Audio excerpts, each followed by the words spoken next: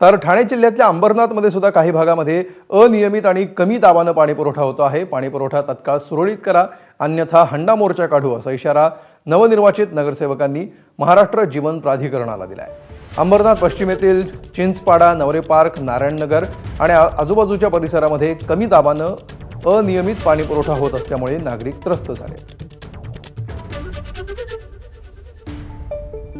जसं यांनी 13 तारीख दिली नाही तर मी 10 तारखेलाच माझ्या पद्धतीमध्ये मी मोर्चा आणणार होतो आणि इतिहास घडवला असता का अंबरनाथ शहरामध्ये असा काय मोर्चा होतो. कारण एमजीपीला मी येणाऱ्या 13 तारखेपासून 13 तारखे जसं यांनी आपण तारीख दिली का 13 तारखेपासून आमचं सुरळीत करा.